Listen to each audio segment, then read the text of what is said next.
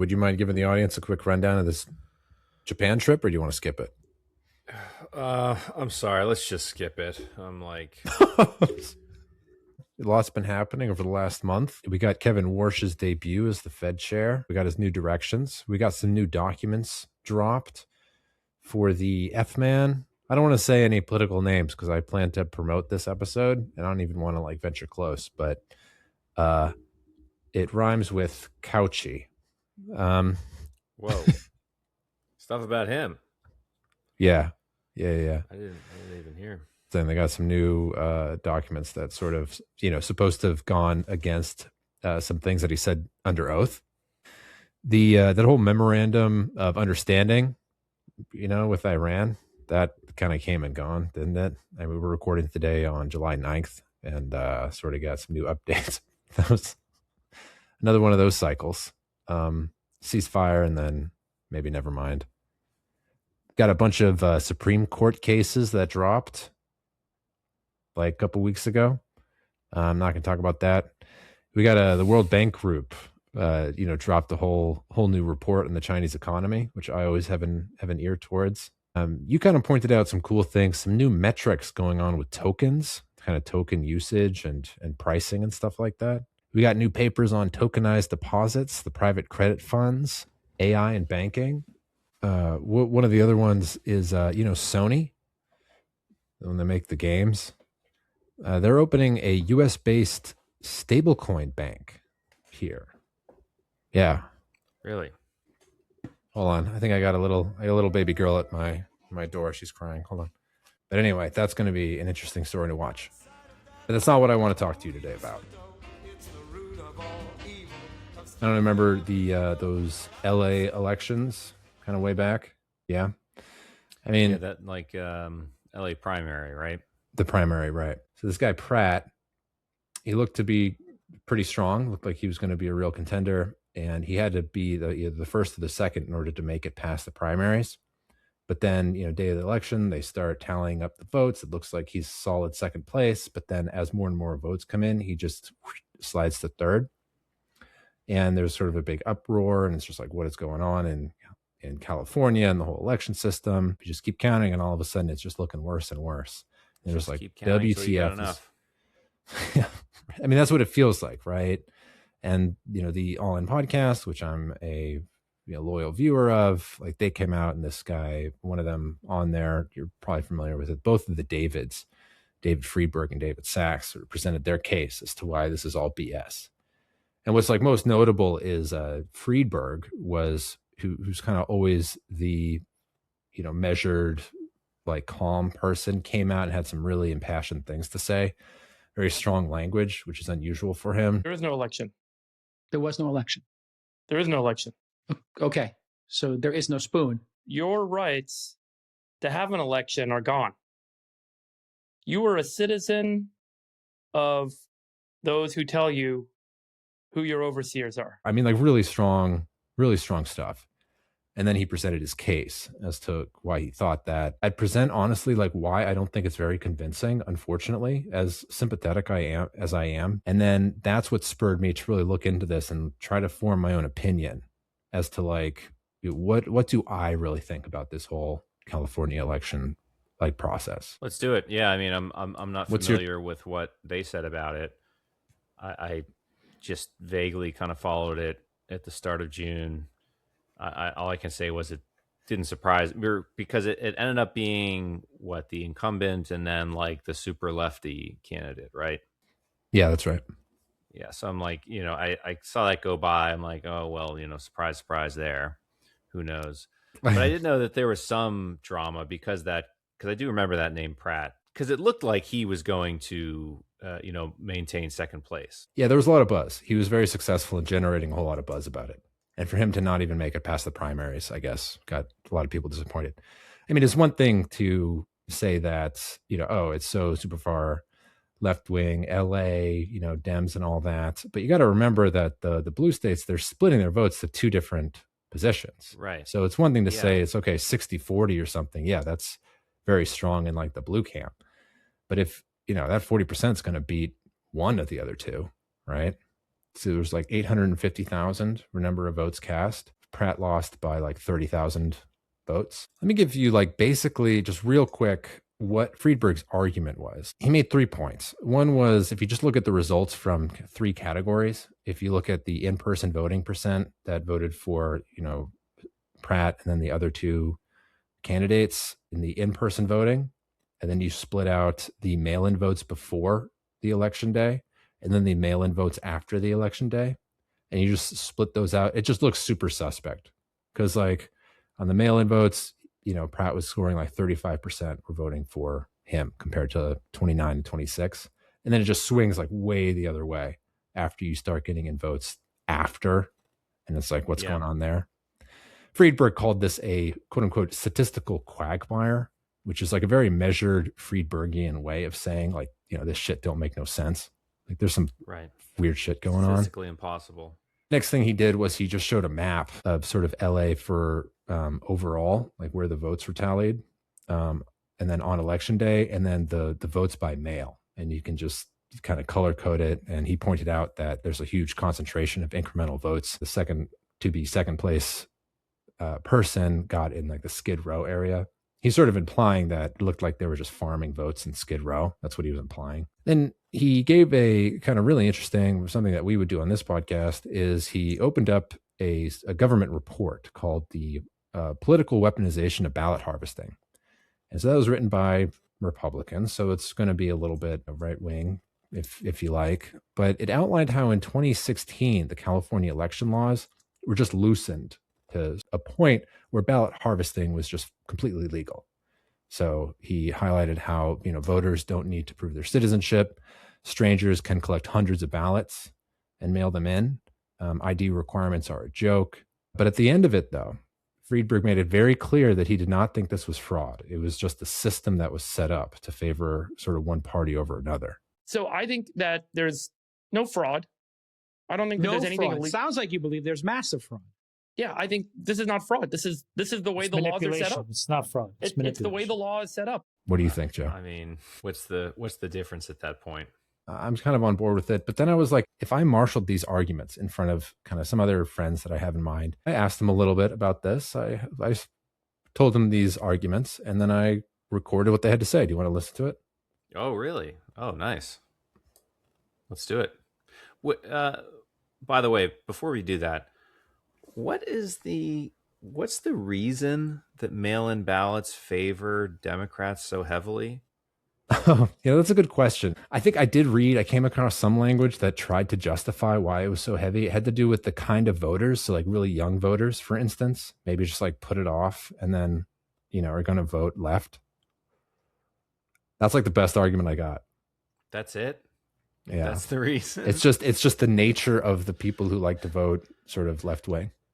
It's like, they kind of more. They just love voting by mail. Like I remember thinking a reason was like, okay, fine, that makes sense. Back in 2020. Yeah, I think back then it was because COVID was in full swing. I think a lot of left-wing folks wanted to stay home and were more cautious about things or stuff like that. I think I remember that being the narrative. Yeah. But that is completely non-existent today. So now that's a good point. It's somebody's going to have to explain this. Like, why are left-wing are so inclined to vote after the fact? Right. Let's listen to this. My friend of mine, her response. Why don't they just call up Papa Elon? Just get a cool 100 million.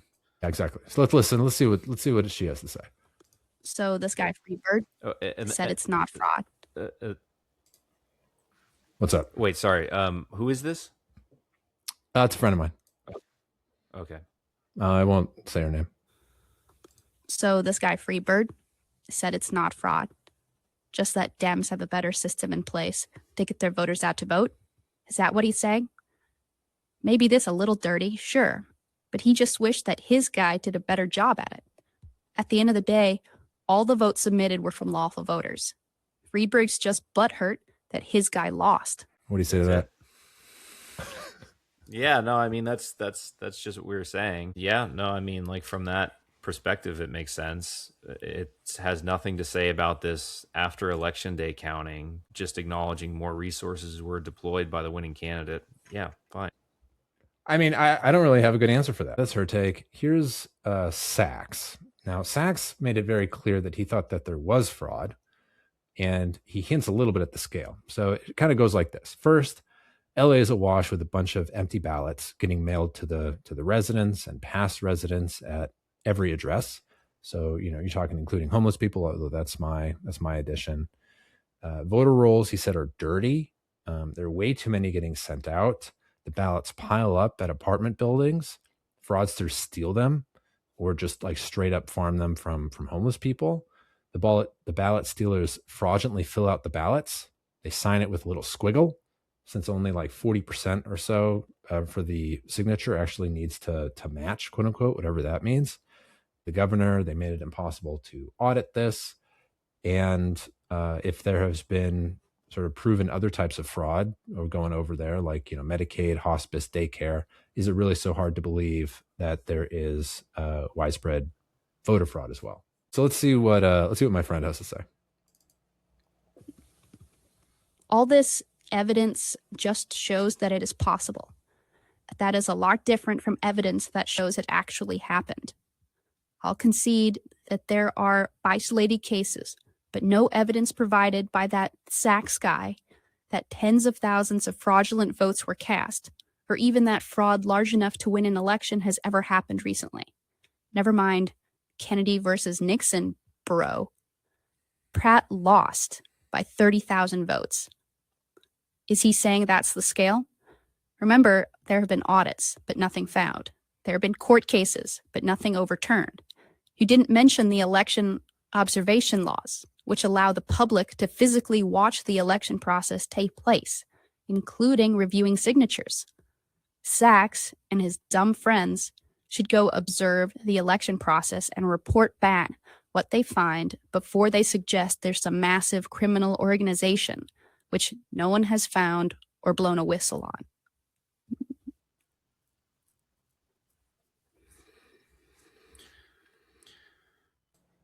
I mean, I got to say, the snark takes away from it, number one. The assumption is that there's a massive fraudulent organization that would be perpetrating this, and that's just not the case. All you need are a moderate number of activists having a moderately sized impact. You don't need to have one huge smoking gun, 30,000 votes came from this entity. If you've got these NGOs, like it's coming from these NGOs is the assumption. I don't know for sure, whatever. But if you have multiple NGOs funded by tens of millions of dollars each, those are extreme activist organizations. You're telling me that with those resources, they couldn't influence 1,200 votes here or there per organization? I think that's what, the critique that she just gave is missing. Yeah. So first off, that was not a friend of mine. That was me with an AI voice change thing that I discovered while you were gone. Nice. Yeah. Did it fool you? Actually, I should have known that because you told me about how you were experimenting. Yeah, I was with some voiceover once, and I really like that. That's like it. You can still see if you were to listen to it again, you'd see that okay, something weird's going on. Something around the edges, something's kind of strange. But overall, like I think it's really good. So like honestly, I think she's got a good point though. It's like it's one thing to have evidence, or it's one thing to sort of say, look, this could happen, but it's a lot different thing to say or to find some evidence that it actually is happening. And again, I'm sympathetic to their point of view. But I think the measure of success here is if you can convince someone like this person I just made up, like that personality who I think we've all met before. What kind of evidence would you need before they're like, yeah, you're right, maybe this should be revisited? And so I think that's where it can kind of get into my own contribution. Maybe I won't get so far as to be able to convince them, but I think I would get to a place they would like a good middle ground. How like there's some really weird stuff going on here. To do that, I think we got to look at the 4 pillars of sort of the response against the 2 Davids. It's, one is that fraud has never won an election. 2, there's no evidence of the scale of what's going on. C, it's that there are current controls that currently prohibit fraud.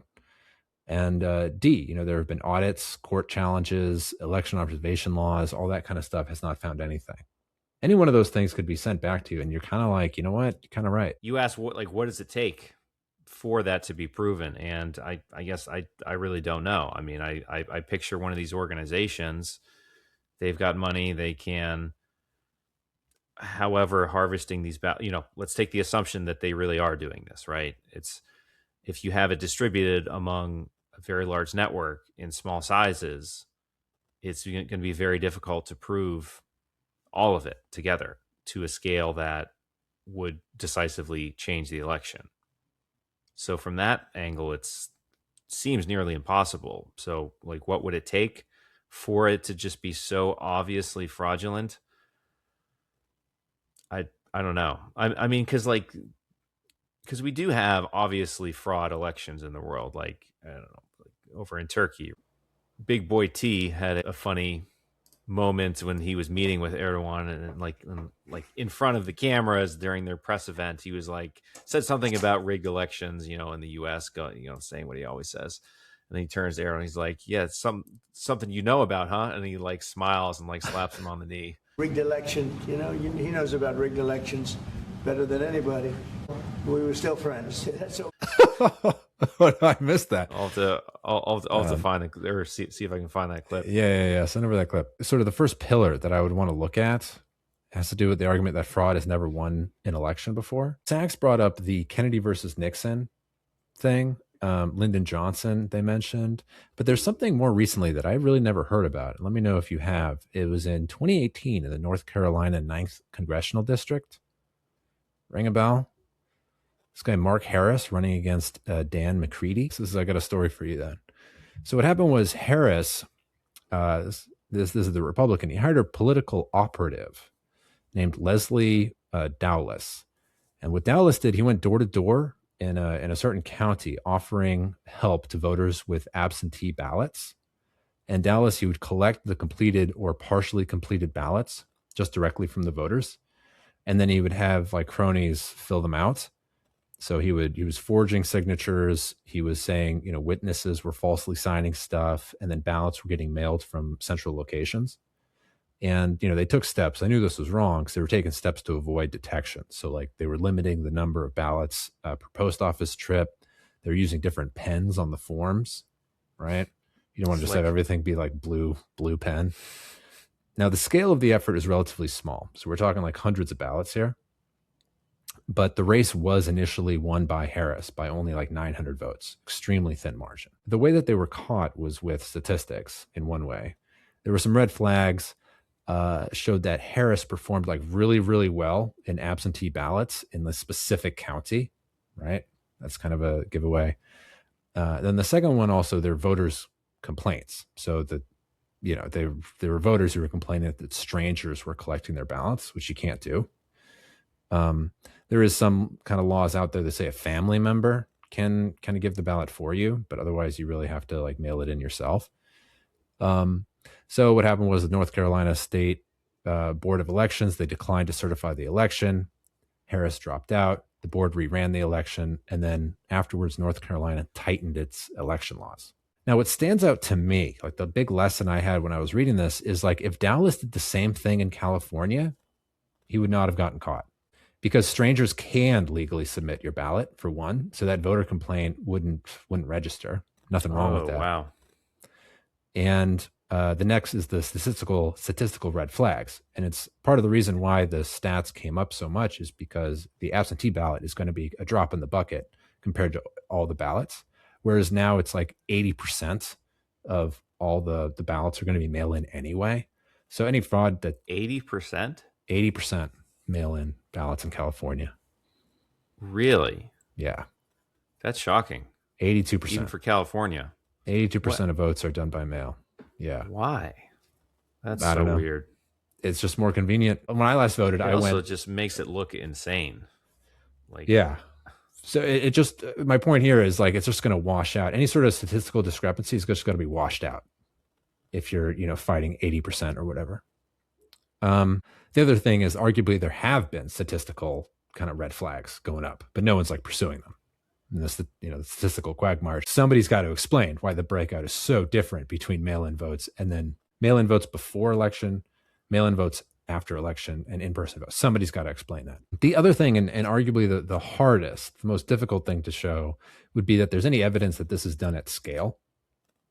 And I think there are a couple things that might be able to pick away at that. But otherwise, if this is one of the pillars by which our friend Ivy or something would marshal against us, I'd say it's still pretty strong. I don't have a really good way to undermine it. But there are two things that I would bring to your attention, Joe. Let me know what you think of this. One has to do is that there are isolated reports of mail theft, and they are getting a hold of election ballots. There were about 30 of them. So this is a real case that were stolen, and then they were mailed in. It was an NBC article. They would say that, the thieves, they were kind of looking for financial instruments that they wanted to steal, kind of implying that, they didn't find those. Instead, they found a bunch of ballots, and they decided to vote 30 times. I mean, are you saying that the goal wasn't to take those ballots and vote? I mean, I couldn't steal a bunch of money. Next best thing here. Hey, a bunch of ballots. I guess I'll vote 30 times. Come on.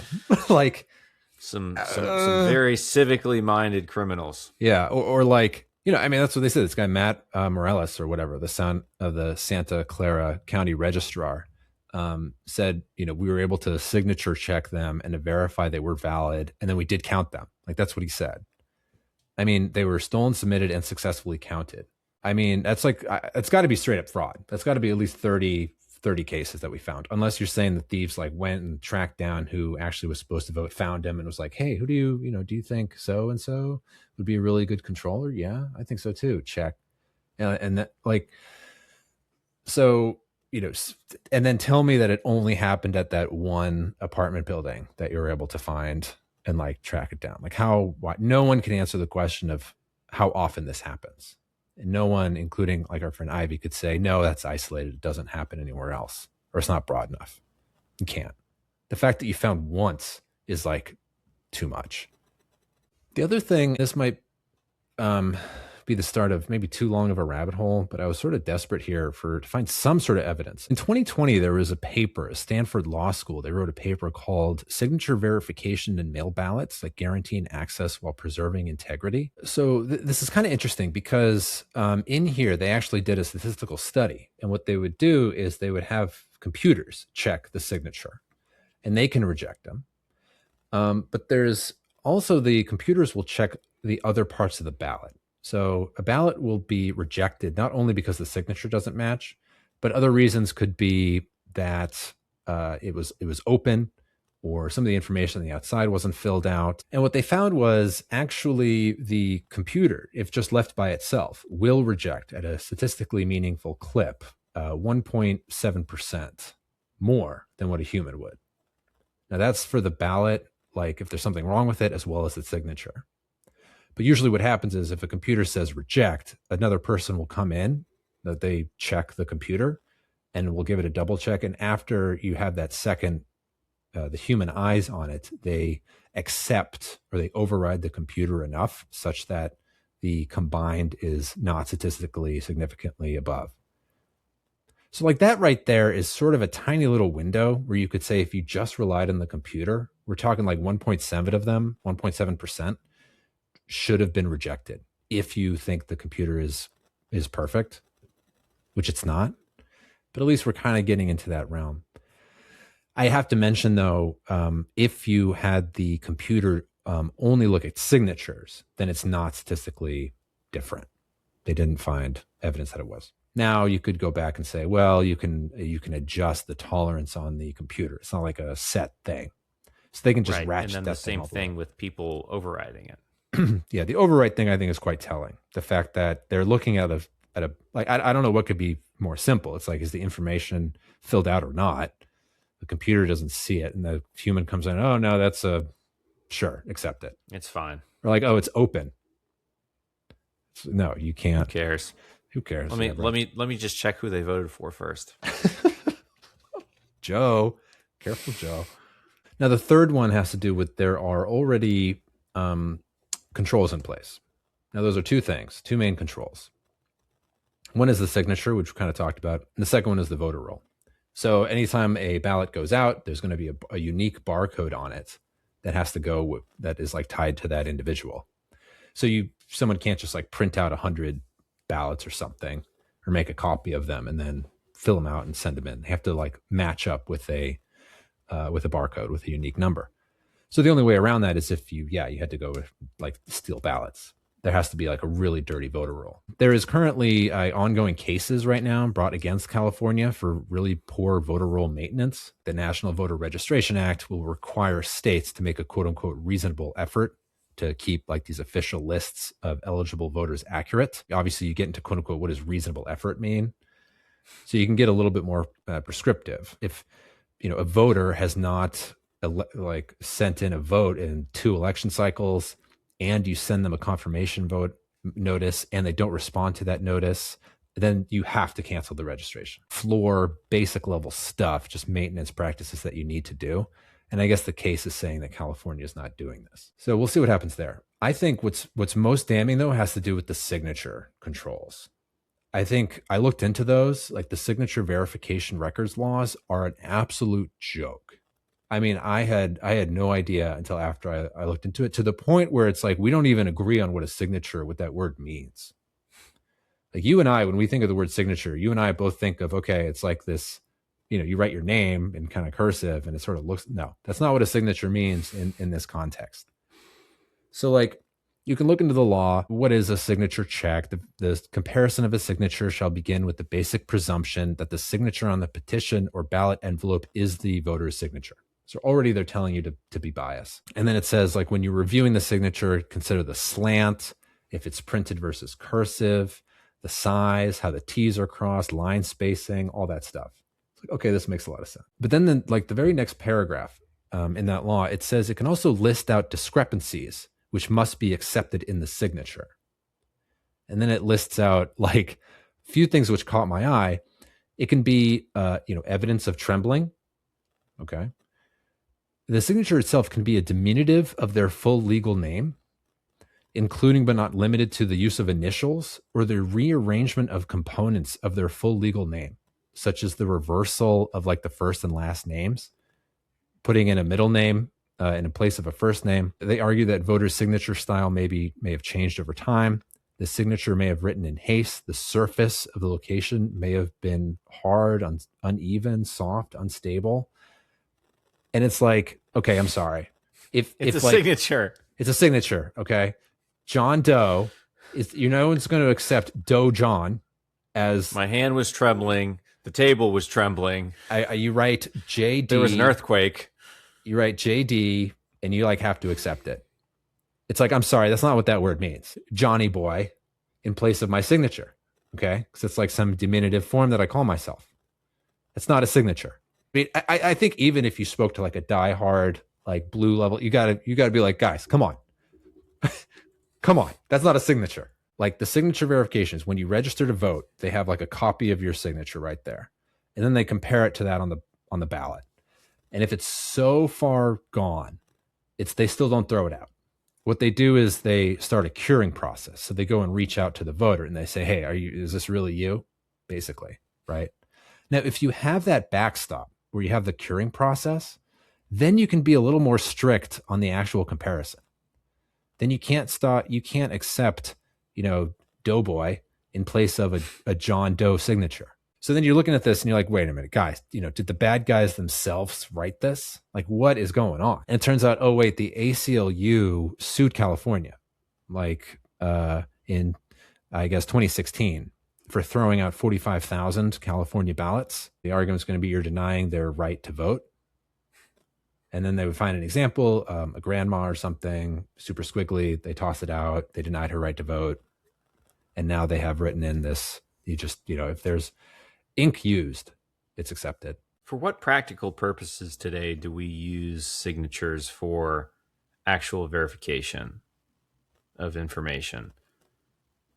That's like in itself isn't this just a really outdated thing that's just around for, I don't know, people keep it around because you got to write your name and whatever. Signatures are kind of hilarious in this digital world where you can just like check a box, or you can just so sign stuff archaic. online. It shouldn't even be used anymore like in this way. Yeah. And we've got to use your fingerprint at this point. More people are using their fingerprint to unlock their phone than anything else. I could be on board with that. I think that's probably one of the weakest pillars. These controls are a joke. The signature one is a joke. It's not a control. The word signature isn't even used how you and I think of it. I think the medium itself is a joke. I was just saying. Yeah. Like whenever you use a credit card to, like, first of all, most of them don't even do this anymore, ask for a signature. But the ones that do, have you ever been denied on it? No. It's to the point where it's like an annoying waste of time. I'll just draw like a straight line across in the signature field. Argument around audits and election observation laws, and then court challenges. So the first thing with the audits is I'd just say I'd be hard pressed to ask them if the audit is on the actual checking of the signatures or it's just them counting ballots. Like oftentimes when they want to recount, the audit is just like going through and just, making sure that everything is properly counted. The audit isn't on actually checking the signature, which is where I think the failure in the control is. That I want to see. I want to see if there's one takeaway from this whole rant of mine, it's I want to see a third party go in and see all 850,000 of those signatures.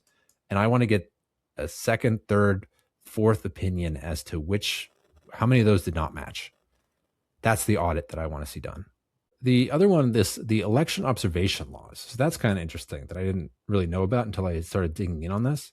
There are laws that say there are rights of just people of the public to monitor that there's faithful execution of the entire process. So at that point, you're like, oh, damn, that sounds like really good. I mean, this is big. Sunlight is the best disinfectant. You're saying that I have a right to go and just like hover over the people counting ballots to like make sure that they're doing their job. And the answer is kind of. All you can do is you can just monitor that they're checking signatures. You can't actually challenge them on an actual signature check. And that's as much leeway as you get. Are they checking signatures? Yes, no, yes, okay. But if you can't be like, hey, look, that doesn't look anything like it, they'll like kick you out or something.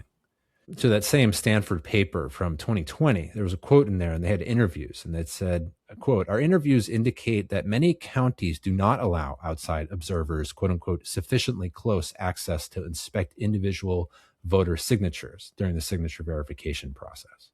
So I don't think you can actually go up and actually check them yourself. Okay. You can just kind of, I guess, see from like a glass pane window, are they checking signatures or not? Then the last thing is like, all right, well, sure enough, surely there have been people who have gone there and have raised concerns. Is there any evidence that this has shown up anywhere? And the answer is there's been a really big lawsuit filed. The Election Integrity Project California. This was originally a complaint filed in 2021. Among all like their bits of evidence, these complaints are always super long and they try to put forward their best argument as to why their complaint is valid. They wrote that they collected over 600 affidavits. So those are serious. I mean, you're saying that, under threat of perjury, from citizen observers who observed ballots were left unsecured, election workers spending inadequate time observing signatures, and election workers remaking ballots and running them through vote machines with no oversight and outside of the purview of citizen observers. Ultimately, though, they lost the case. The case was dismissed. You can read the summary of the final opinion that dismissed the case. Upon my read of it, it didn't seem as though the EIPCA, the one who brought forward the complaint, really could find a foothold on which to bring a case at all. Like there's no like legal standing, so to speak. In the law, they somehow have to demonstrate the scale to say that, they have to demonstrate massive disenfranchisement or complete lack of integrity. Right? That's like impossible. That's like saying entire counties didn't have any votes counted or something. And like no one's arguing that. Like the standards are just way too high. There's no way they're going to be able to win that. I mean, fraud at scale, it doesn't have to mean 30% of votes are fraudulent or like 30% of the populace couldn't physically vote because they weren't allowed to for whatever reason. No, I mean, fraud just means like 5%, 4%, just this tiny thing. I mean, I totally agree. How I feel about this signatures verification at all, really, in this case. We should just do it in-person voting. I don't want to say, though, like the whole thing stinks, but there's such ample opportunity for it to stink is the only thing that, you can reliably say, because it's just so difficult to fully prove, because Luke, because I could imagine tons of people saying no, initials are fine. Like even everything you were saying, I could see people very easily just telling you no. They vehemently disagree with that, and here's why you're infringing upon XYZ. Well, they would. And even when I was sort of talking about how just like a little X would just be outrageous, they're going to bring forward the example of like the grandmother who just like couldn't write, right? And just say like, oh, so you're saying she can't vote. So then you like, okay, well, let's have like another letter that kind of excuses them or whatever. I don't want to take away her like right to vote. I agree with that. Does she have like a family member to like bring her to there or something? Like, could she go outside? Get a picture? Nope. Can't do anything. I mean, I think, fraud is happening. No one denies it. It's the scale that's the question, but no one knows the extent of it. And anyone who, says that there's a whole bunch of conviction, like, yes, I know. There is an answer though. Like we know where to look if we want to see the scale, and that's those signatures, but no one is going to look. And that's what sort of drives me crazy. Isn't it public record of who voted? Obviously not, who they voted for, but if you voted or not?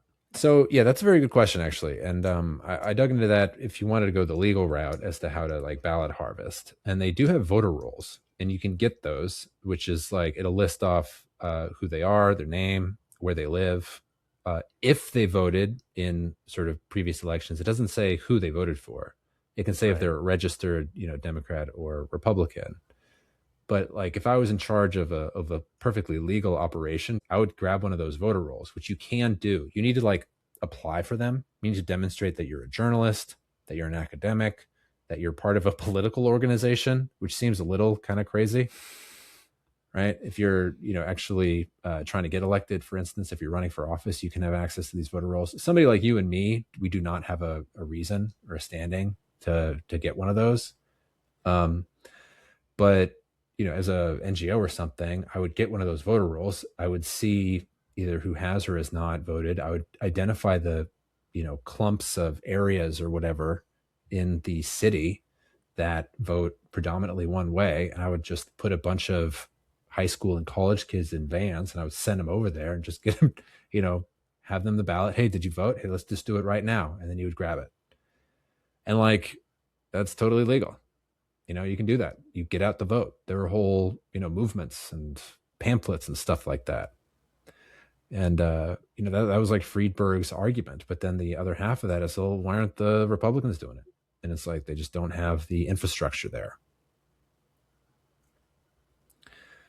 So, at the end of the day, only like 40% or something is turnout for these primaries. So that's another interesting case where it's like there are, hundreds of thousands of empty ballots that are not going anywhere. Right? So it's not like there's not enough chance for you to just go and snatch these things up. The fact that you mail out literally like 2 million of these things, more than that, and then 1.5 million aren't even going to come back is like kind of crazy. It doesn't seem right either. Yeah. Because like everyone gets mailed a ballot. That was one of the things in COVID that changed, right? So it's just like, you can also just track how over the years this has gotten looser and looser. Where first, the 70s, you had to apply, right, for an absentee ballot, give a reason, you were traveling, health problems. Then it became you could just make yourself a permanent absentee ballot. You didn't have to reapply every time. And then it turned to, okay, now you have to just anyone, you don't need a reason to have a mail-in ballot thing. And then, by COVID, it's just, okay, every county has to be given a mail-in ballot. You don't even have to ask for one. You're just going to be given one, stuff like that. And then that temporary thing was just made permanent, right? Just like over the years, it just gets looser and looser. The crazy thing is, though, is like when something bad happened and they were caught in North Carolina, what'd they do? Well, they tightened up the law. No such thing for California. California didn't look over there and say, hey, we should probably do the same thing. They just said, this is working fine. Loosen it up. Yeah, keep going. So, anyway. Very weird. Yeah. Anyway, Joe, that's all I had for you this week. This has been another episode of the Root of All Evil podcast. My name is Luke. I'm Joe. And I'll see you next week. Thanks for joining us. Bye. See you next week.